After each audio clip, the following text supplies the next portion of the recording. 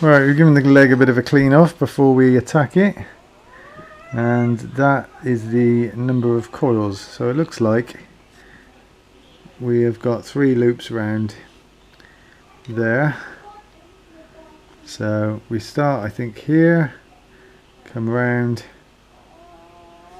the front, and then round again, round the front, round again, and then round the front. Tied off with a nice reef knot, and then job's a good one.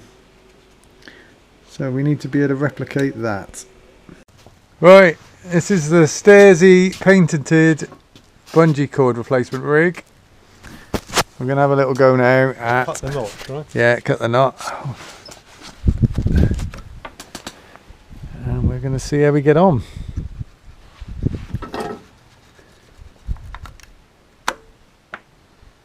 Don't know if the quick clamps are man enough to hold it. First impression, it might be. Yeah, it's good. Alright. That one went in the middle there. Do you want to clamp that again or not? Nah, let's just get it off and put the new one on. Mr. Impatience. They've crossed them over, so it seems to lock on itself. Yeah. I suppose you have to, I suppose. Well, like Alan said, let's prepare for a couple of stabs at it.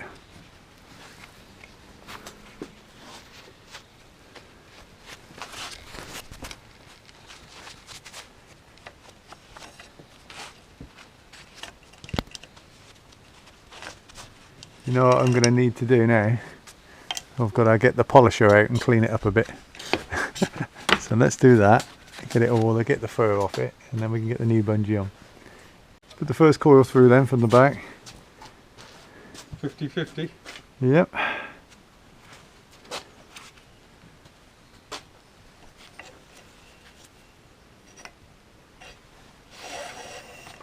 Would it be able to go underneath it and over? Because then it'd be feeding back into... It needs to go back the same way as it went. So it went through there. I was thinking... No. No? The same way as it went, wasn't it? No, yeah, otherwise it won't catch us. That went through there. That one through that side. No. Must be up on the collar, doesn't it? Yeah, it's got to go where that chamfered bit is. It's got to go past that. Okay.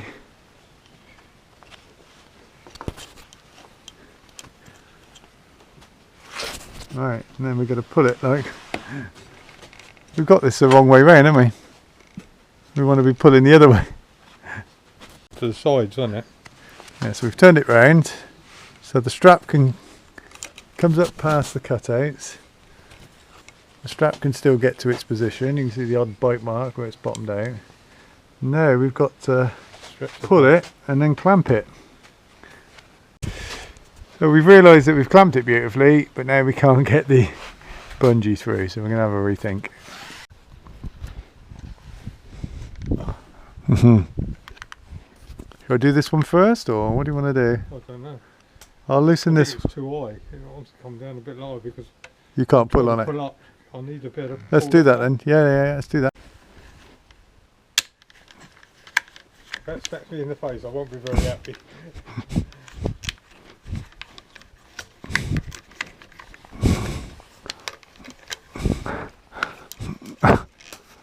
You ain't going to shift it, mate. Alright.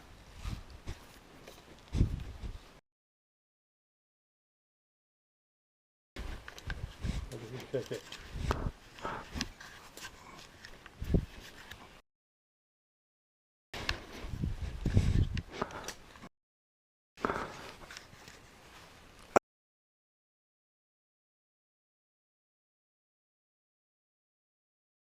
What do you reckon?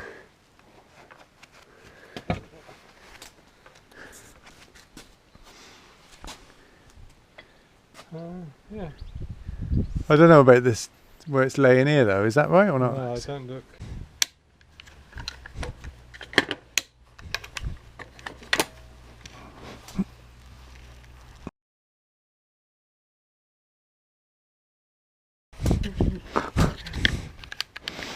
Mm.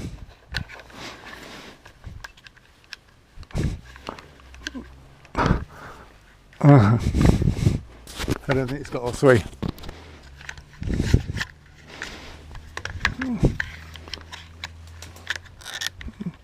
Hang on.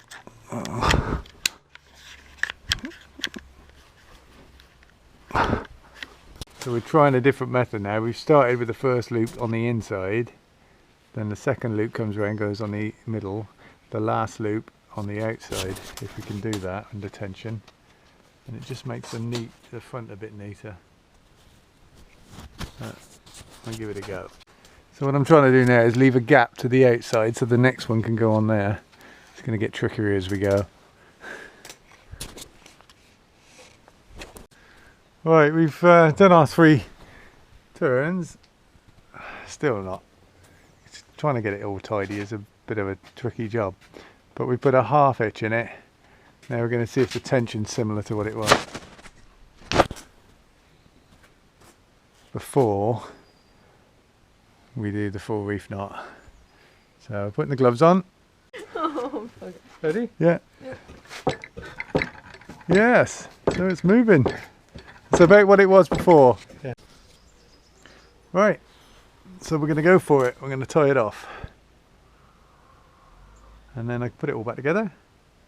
Put it back on the plane after I've greased this. And there we have it. With all the ends tidied up with a bit of heat shrink. Cleaned up the wheel. And lubricated it all. So now, once a bit of grease on here and on this shim, and pop it back in. That didn't go too badly at all.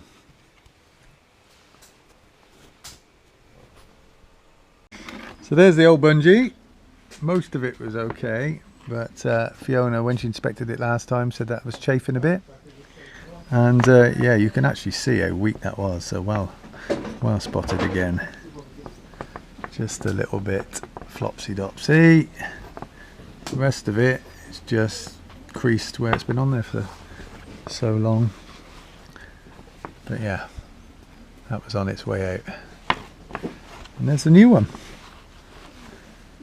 It's all full of spring and go. Okay, so the final flat with 2000, just at the back end here because it was still a bit too orange peely for me. Flatted off the white a little bit and the stripe. We've also done the other side, just along there and there, so I'm going to tack rag it all off now. Got my tack rag, and then we're out with the buffer. So we're going to use a bit of G3 and then a bit of G10. And then when we finish with that, we're going to put some wax on there and polish it, just to keep the paint protected. Okay, got the buffer, we got the G3, we got the squirty bottle. Let's see whether we can get it a bit smoother at the back end.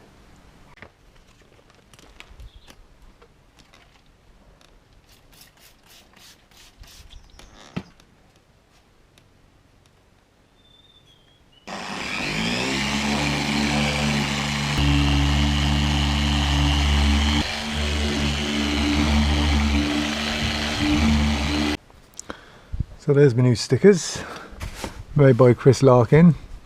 I'll leave a bit of a link for his site, so if anybody wants these made up, they can follow it. But yeah, thanks for those, Chris. Chris even went to the trouble of trying to get this M slightly oversized, just as the original stickers were. And we've had streak shadow put in across the bottom in the Boeing font. Bit of an aviation theme. So can we get them on straight and without bubbles? That's the next thing. Okay, so we've stuck a bit of masking tape through the halfway point. The idea now is I can peel this down, peel off the backing paper, cut the backing paper off and then flap that bit back up, and when I've got the top side stuck I can lift off the bottom, peel it back and then smooth the bottom half down. Let's see if that works. So that's the top half separated.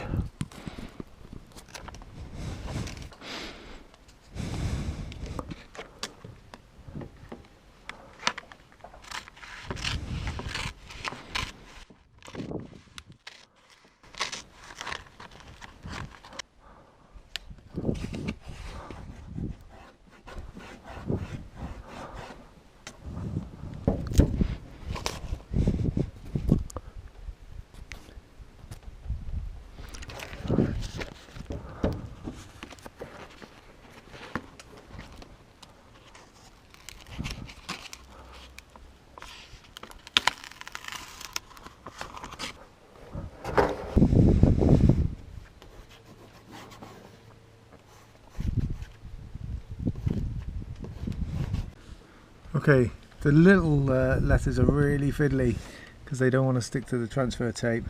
Slight nightmare with those two, but we'll try and get all those lined up afterwards. Right.